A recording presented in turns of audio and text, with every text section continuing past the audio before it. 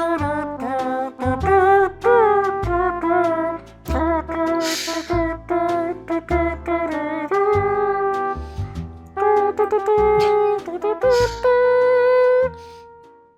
it sounded good. What you got there? Is that a nose flute? Yeah, that is. Did you think it was the actual horn from the intro? Yeah, it sounded spot on. It sounded you did a perfect alto sax impersonation. I must say. Do you think if I just did the intro and outro with my mouth, this would be an improved podcast? I think that's what we're missing. We're at 9 all-time downloads. Just to part the kimono for a second, I think if you did the intro live every time with your nose, I think that would get us up to... We might crack 100. We have 9 down... Yeah, we're at 9. We were holding steady at 8 for a few days, and I got kind of worried, and that 9th rolled in from Aussieland, I think. From New Zealand, I'm pretty sure. Wait. That's they don't mistake them for Aussies, but they're Kiwis. It was Auckland. Was it Auckland? Is that a place in New Zealand? That's New Zealand. Yes. I think it was Auckland as their 9th download. Well, I'm sorry, person from New Zealand. Auckland's a beautiful city, and it's a beautiful country, and unfortunately, we had to taint it with our podcast. It'll never be the same again. Yeah. Oh my god. Well, welcome everybody to a musical episode of A Friend of Mine. I'm Matt. I'm Ben. And I'm excited because... Me too. I got pep in my step. I got pep. I got pep all over. Pep. I got pep in my hands. Got pep in my face. Pep coming out of every hole. Each and every hole, new holes are being made because I'm just overflowing with pep. I'm gonna be like that guy here's a ref. I'm gonna be like that guy from Big Trouble in Little China where he gets really, really big and fills up with air and then explodes. Yeah, but it's just all pep. It's all pep. You see the pep. It's nothing but pep. What does pep look like? Oh, this is a fantastic question. What is pep? I don't know if that was sarcastic. No, I love it. I think pep's kind of ineffable, you know? I wonder what it would look like. Is it kind of like a Terry Pratchett Color of Magic? Like, is it octarine? Is it some color you've never seen before? Yeah, that's right. But only cats are able to see it. Right, exactly. Only cats can see the pep. Oh my god. In my step. Well, Ben, how are you doing today? Not too bad, you know. The times we lived in. We talked about a little bit before the podcast, the old Omicron budding crisis. Yeah. So there might be a bit of an Omicron-shaped pall hanging over this episode, but we'll see. There is a if we're at the point where you listen to this and you go, oh God, are they okay? Now you know why. It's existential panic that is permeating through this episode. It is not the pep that is actually coming out. Surprise! It's dread. No, yeah, the pep is a result of just sort of a free fall we're both currently in. It's for the next 30 minutes. It's like the excitement that I imagine and like the rush that you get after jumping out of an airplane, but you don't have a parachute and you're inevitably going to crash, but on the way down, it's very exciting. Exactly. Yeah, you just try to have a good time, try to embrace it. That's right. Make the most out of this fall. That's right. Well, we have a format for this show, which I'll just quickly go through here. So we have a few topics that we have written out before, things that we're interested in, things that have been on our minds, and we need to kind of riff on that and discuss them. So I think we should start with one that Ben has written down here, because you have a lot more than I do, because I'm very bad at coming up with topics. Yeah, I went on a bit of a tear like 10 minutes before this. Normally we do, but once again, there is panic going through here. I could keep doing some music with my mouth for a while. I'd be down. Yeah. I feel like we're going to get negative downloads for our podcast, though. So, Right. sorry. For improvised nose kazoo. It might take back that 9th download. The person in Auckland. We're going to get sued. Fuck this podcast, mate. I'm downloading this bloody thing. Wow. Just going straight for the Aussie accent once again. Yeah. Diving in. Holy shit. Well, I have a question for you. Why do you hate New Zealanders so much? Why do you hate Kiwis so much? Well, we'll see. It's contingent. If I see Mr. and Miss Auckland back for download number 10, then we're all good. That's true. But if it's a like a download and dash kind of thing, go fuck yourself. It's just a misclick, which I feel like are if I know that some of the downloads are from my partner, the rest are probably misclicks. We're coasting on misclicks here, yeah. All right. Well, Ben, you have a topic written up here, and I'm very curious about pickle preference. Pickle preference. You've chosen well. This is a new one as of today. It's a fresh one. It was inspired because like a good pickle. Like a good pickle, exactly. Yeah, you gotta have a fresh pickle. So yeah, I ate 3 pickles about an hour ago. Oh wow, this is very fresh. It's very new, yeah. As I pulled, my fridge is pretty barren. I've got like a jar of pickles, a carton of milk, and some hummus with nothing to dip in the hummus. That is like the key empty fridge. Like it's like half a container of hummus or like a third of a container. You had the pickles that you've had in there for like 2 months. Exactly. So it's the perfect bachelor's fridge where you haven't restocked in a while. Yeah. And you have the hummus and the pickles and you think about dipping the pickles in the hummus, but then you think better of it. Yeah. Yeah. So you had some I'm really pickles. just running on fumes over here, folks. Yeah, I had some pickles. And I ate 3 pickles exactly. You don't want to have too many. I feel like pickles is sort of a limited experience sort of food. Yeah, the more you have, the more your stomach starts to tell you that it is also being pickled at this point, and it is not going to function by the end of this. Exactly. Yeah, your stomach will tap you on the shoulder and say, "Hey, bud, yeah, let's rein it in." Yeah. But yeah, I was eating these pickles, and listen, I don't have many concrete understandings about my life, but I do know what I like in a pickle. Okay. I have that nailed down. Okay. And I'm wondering if you also have strong pickle opinions, and if they match mine. That's what I'm curious about. Okay. So the spotlight is now on me. Well, I could share my pickle opinions first, or if you want to go. Absolutely. Yeah. Please. Okay. So first step for a good pickle is a crunch. You got to have a good crunch. Yes. It can't be pre-sliced. That's number 2. It's got to be a whole pickle. Yeah, unless it's, obviously like on a burger or something like that. Right. Then you're not going to have, if you got that full thick boy on a burger, that is a bad time. No, yeah, you can't have a full pickle on there. Yes. Okay. And back to point 1, it's got to be an audible crunch. When you bite into it, it's got to be, got to be able to hear it. Yeah. Point 3, I like a dill. I don't want a sweet pickle. Sweet pickles are right out. I think I feel like if you're already, committing to the pickle, you gotta make it dill, right? Like it's gotta be dill. And there's something about because it's a good pickle is a full sensory experience, right? You pick it up, you get the smell. Yeah, gotta get all 5 in there. Olfactory, yep. That's right. It's gonna incorporate the olfactory.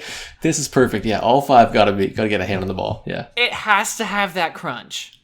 Mm-hmm. It has to have I've had pickles where it's it still tastes fine, but it's a little bendy. Oh yeah, an old pickle. Yeah. Miss me with those old pickles. And it ruins the whole thing. I don't care how it tastes. If it's a flaccid pickle, I'm not putting that bad boy in my mouth. I need a fully erect, rock hard pickle if I'm going to enjoy this experience. It's got to be bulging. No, so yeah. I agree. I think it's totally. It's like, I don't know. Pickles are it's one of those kinds of foods where if it doesn't go exactly the way you want it to, it's a terrible time. Kind of similar, even though they kill me now, like a carrot, right? Where it's like, if it doesn't have that just right kind of flavor, and you know it when you have it, when it's like I don't know if it's not like even like a sweetness, but because sometimes you get it and it's got that like weird carrot, kind of a musk, kind of a carrot musk. Okay. Like, Elon's estranged brother. Like, yeah, carrot. Carrot Musk. Yeah, we know him. We love him. It's honest. Like, you have it, and it tastes wrong, and it completely ruins it. Totally. Or even like a grape. You have a grape, and then you're starting to have them. It's like, oh, these are nice. They got like a little bit of that crunch. They got that sweetness. And then you have the one that's really soft. Yeah, a dull grape. Not much flavor. Yeah. Ruins it. Yeah, when you're confronted with the texture of a grape without the good flavor, it's a bad experience. But you know what? This is why fast food, and this is why like snacks, like potato chips, are always going to win. Because they're consistent. You have it and you know exactly what it's going to be like. Right. Unless, you go to like a McDonald's and they happen to have the one where it's got like the chicken head as one of its nugs. But like, beyond that, Jesus. Yeah, it's always going to taste the same. And if you like it, you're always going to like it. I bust out a bag of sweet chili heat Doritos. Every single one of those bad boys is going to be making my taste buds burst with excitement. This is not sponsored by Doritos. Yeah, when you get that Frito-Lay crisp chip, mouth's going to be full of pep. Yeah, but to go back to carrots, I think carrots, this is a great point. Or what you said is a great point. I'm not like preemptively saying what I'm about to say is a great point. Yeah, I was thinking you're really tooting your own horn there. Yeah, just wait for this banger. Yeah, I think carrots, they have like such a narrow band for quality. You know what I mean? Like, yes. There's such a thin window for a good carrot. And like, any direction on either side of that window, the carrot's just like complete nonsense. Get it away from me. And a lot of that is dependent on how soon you eat it. If you get it like a bag of like those baby carrots, or just even like a regular carrot, and you get it like the day of, most of them are probably going to taste good. But like a day later, half of them are bad. What's the point? Oh, yeah. I know. Or if you leave them out, if you forget to put them in the fridge, they turn into like orange mush. Yeah, and they get that like white kind of crust around them. Like, oh yeah, what is that? That white I don't crust. know. What the fuck? And it ruins the whole. They're exposed to air. I know. It's man, carrots. Just, you know what? I it's not worth it. No, Carrot Musk. He's worth it. But carrots. And who fucking knows? Yeah. He's he kind of looks similar to his brother, but he doesn't have all the incredibly shitty viewpoints. Now he's still balding. He didn't get the plugs. Now it's all orange hair. I have a very important question for you: carrots cooked or raw? That's a good point. I think I prefer raw. But I'll take a cooked. I'll take a steamed carrot with some butter. That's acceptable. With butter? Yeah, man. Put some butter on there. Who puts butter on carrots? What? Woo, doggy. Get some butter.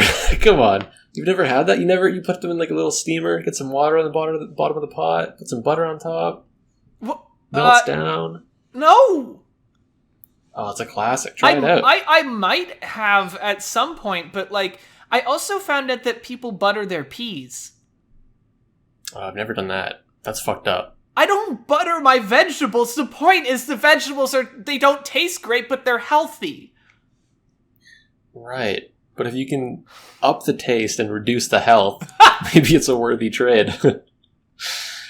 I'm sure our listener in Auckland is horrified right now. What? What, mate? No, not the voice. Not the voice. I'm just gonna keep bringing back this horrible Auckland accent. Oh, do they do? I know Vegemite's big in Australia, but I don't know if it's big in. Okay, here's what they have. You know what they have in New Zealand that's really good is they have green milk. What? And it's amazing. I don't know if it's like a lime kind of milk. It's delicious. I'm lactose intolerant. Give me a whole bottle of that. I'll fucking guzzle that down. You'll roll the dice for the green milk? Yeah, I don't care if I have to have an entire bottle of lactate. I'm gonna down that whole thing, and I will drink it. It's phenomenal. Yeah, pump my stomach. I don't give a fuck. I'm drinking this green milk. Jesus. So wait, it's like a citrus thing? It's like a lime or I believe so, yes. I forget. I went to New Zealand about 6 years ago. So it's been a hot minute. I guess it's yeah, it would be 6 years ago. Or maybe even closer to 7. Oh god, does time fly by. Oh yeah. But yeah, it's I love it. I don't know how much traditional New Zealand cuisine I had when I was there, but I had the green milk. And, you had the green milk. Yeah, 3 thumbs up. Nice. Well, to wrap this up, should we real quick run down what each of the 5 senses throw into pickles? Just like really quick? Yeah, okay. So crunch. Auditory, you got the crunch. Yeah. But that's also feel. True. Yeah, auditory and feel are both the crunch, for sure. Yeah. Yeah. I mean, taste, you got that vinegar dill flavor. Gotta be dill. Speaks for itself. Gotta be dill. What else we got? What are the other senses? Smell. You pull it out of that nice brine, and you get the pickle smell, and like it prepares you for a good pickle. You run it under your nose like a fine cigar. This pickle. This is a wonderful pickle. Yeah, and then I guess sight. A nice, throbbing, rock hard pickle. Well, it's a beautiful sight. The color is honestly like a very important thing, because if it's like a little too yellow, then you look at it and you're like, no. Oh, a pale pickle, a pasty pickle. No, I already look pasty enough as it is. I don't need a pickle to remind me of that.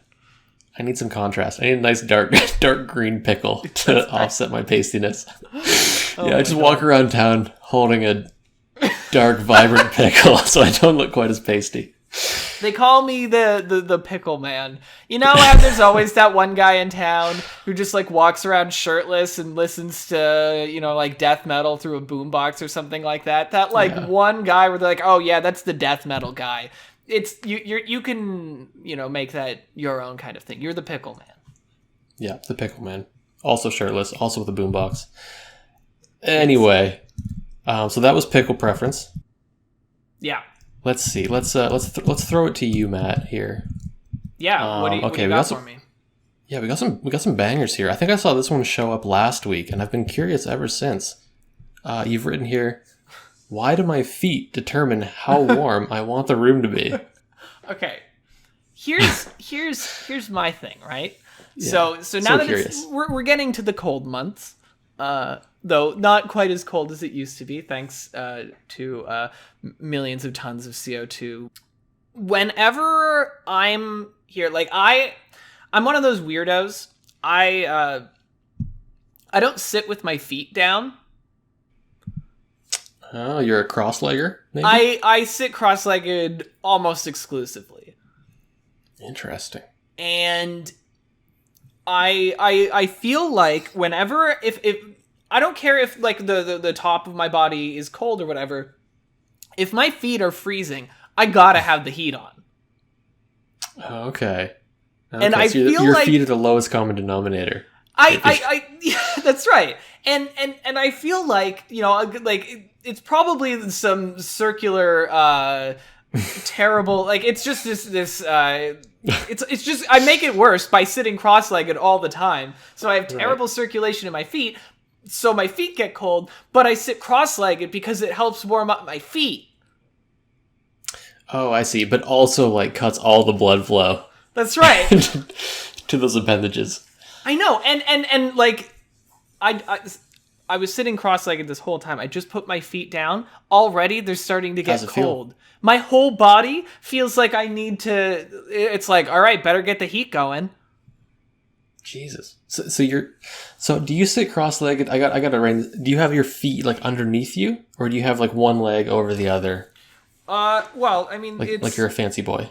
No, I have my feet are under. Damn, that's flexible. I can't do that. Well, it's like, when you're in like public school or like primary school and you have and you got to sit cross-legged. I do that all the time. Wow. Crisscross applesauce. Just 24/7. Right. It's 24/7. Comfy. I disagree. I couldn't do that. There's no way. Do your feet ever fall asleep? Do you get like pins and needles and stuff and you try to walk? The only time that happens is when my cat decides to jump on my lap and then I can't move and like readjust.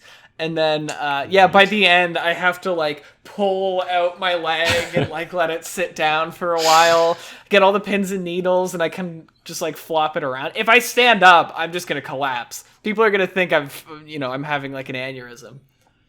Yeah. Oh, my God. I've done that, too. Like, if I bring my phone to the washroom, I'll typically have a pretty hairy moment when I try to stand up. That's right. Both of my legs are just dead asleep. Ugh. I know. And that's like, yes, it depends on the toilet seat. And we can't talk about shit this episode because we've done that in the past like 3.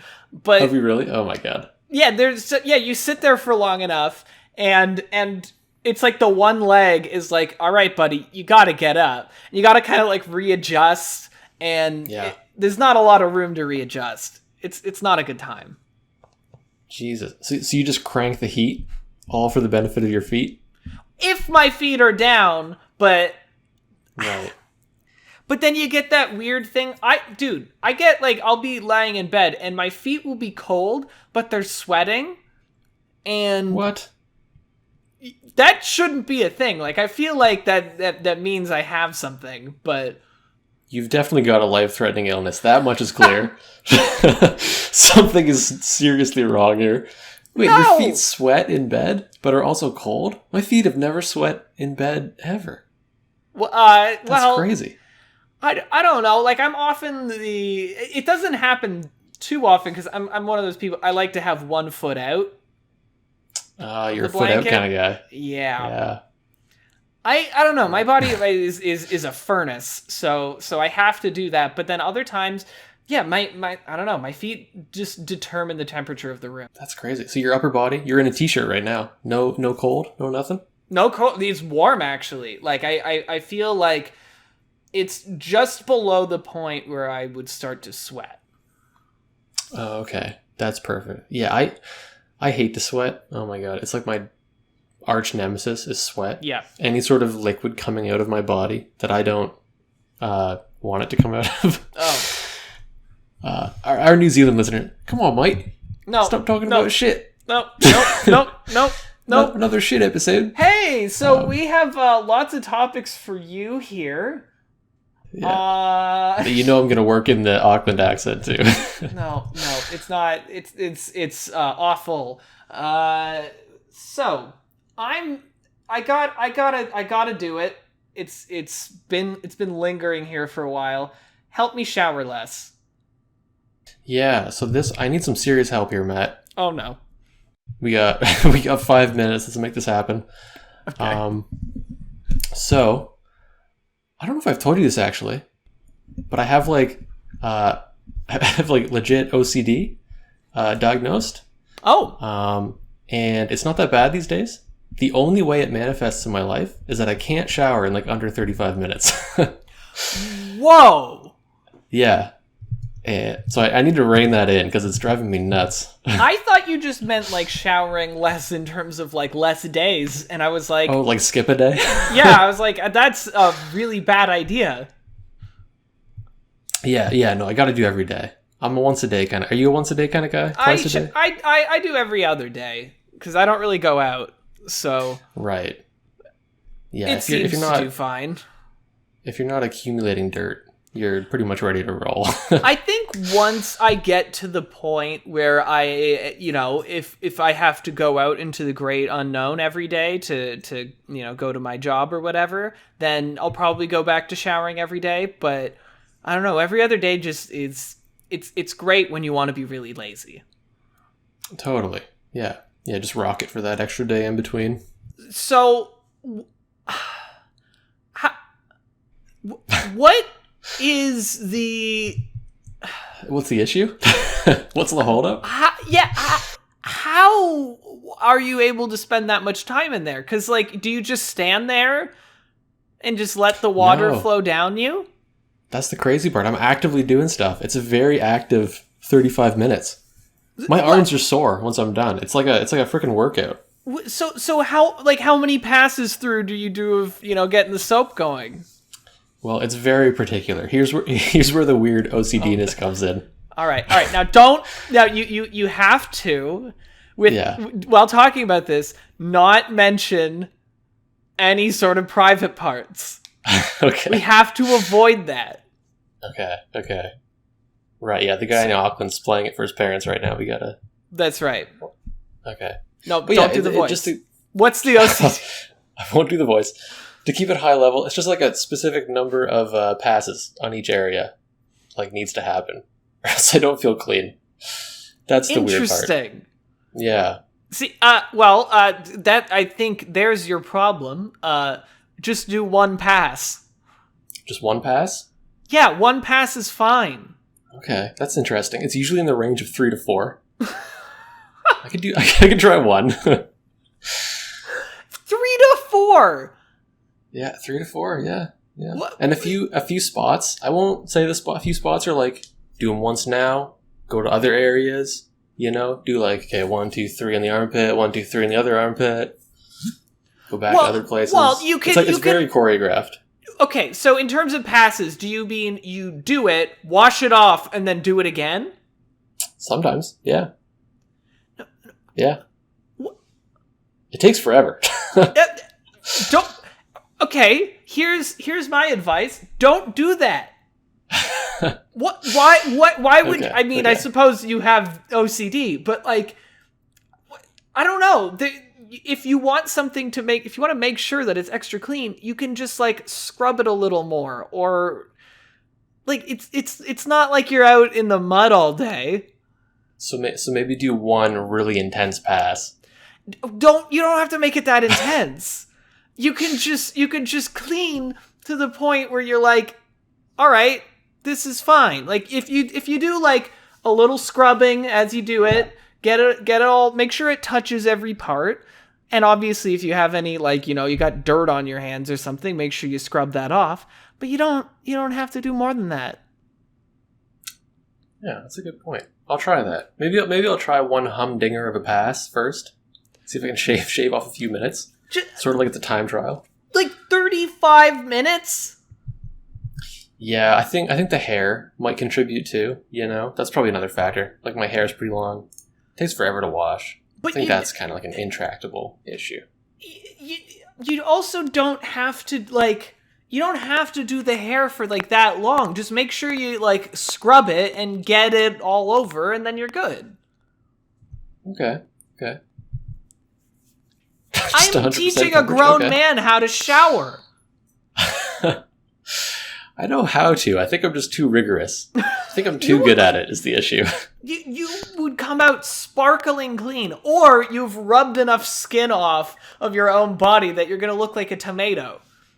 Yeah, I do come out very red because I also own shower gloves that are like loofahs you wear on your hands. And they're prickly and really abrasive. So you're sort of giving yourself a dead skin declutter every time. Just full body. What? Why? Shower gloves would recommend. Because then you get super clean. You're getting right down to the base layer. This is wow. You know what? This episode is just a nightmare. It's taking a turn. It's taking a dark turn. I I don't know what I can. Just don't do that. Yeah, Go in there. Here's what you can do, right? Set a timer for 10 minutes. Okay, that's a good idea. And be like, I need to be done this shower by the time that's done. And then you can bring it down even further. Right. But like, sort of practice. I like that. Yeah, just have it. And then you're like, okay, well, I gotta be clean. And no, don't be like, I'm gonna give myself an extra minute because I really gotta make sure that my delts are nice and clean. Like, no, you can't do that. No cheating. Okay. Have a timer. And then once the timer goes off, you're out. So no matter what happens, no matter what goes down in there, once the timer goes off, well, then you like gotta get out. If you're still soap on you, you rinse it off. But no. Okay, I like that. I'm also paying a fortune in water, so that's another factor. Yeah, of course you are, because you're taking up like an entire lake's worth of water in a month.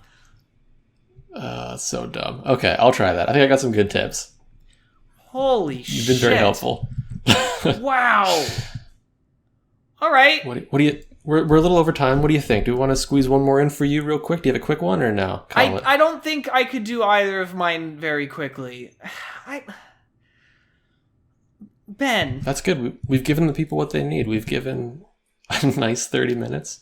We have. We've given ourselves the tight 30 that we deserve. Oh, I loved it. No. That's our guy in Auckland. Jesus Christ. Maybe it's, since they're on the other side of the equator, it all plays in like reverse, so they don't actually hear what we're saying properly. So they've just heard Paul is dead for the past 30 minutes, just on repeat. They've heard "Hail My Sweet Satan" in the background. Yeah. Can we talk about that just for a very quick second though? Since you brought it up, what was up with people being really obsessed with subliminal messages for a while? Yeah, that was weird. Also, we have some extra time because you're gonna have to cut out every Auckland accent, I'm pretty sure. So we've got about an extra 4.5 minutes probably. There's been that was a times really weird phase. Yeah, I don't know. Like I feel like there was that like obsession where people were like, in Stairway to Heaven, it says, "Hail my sweet Satan" or whatever, and it's like, no, Super doesn't. How would they do that? How would they engineer it so it gets just those sounds? Like, you can't make a coherent sentence that is going to be like, unless you're very intentionally doing it, but like, why would they do? Guys, Paul is alive. Yeah, he's not dead. He's not fucking dead. Even if it says Paul's dead, he's super not.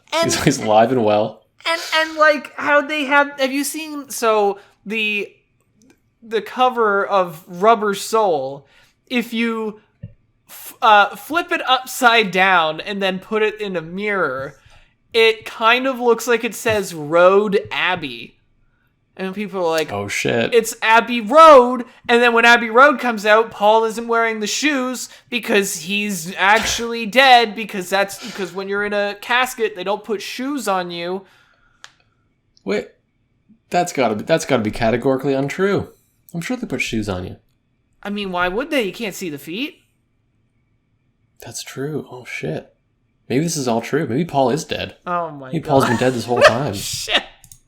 Is Paul a crisis actor? Oh no.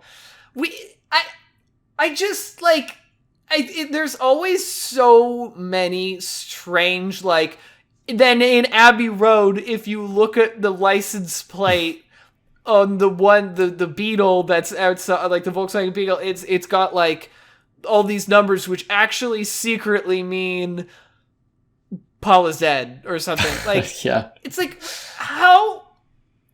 It's just a car that was on the road.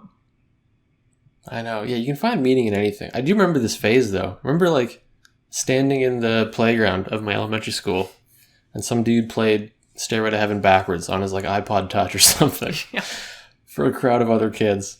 It's like, oh, yeah, man, I can hear it. Yeah. Yeah, hail Satan. No way. Like, no, I couldn't. No, No! I don't know. It feels like such a stretch every time.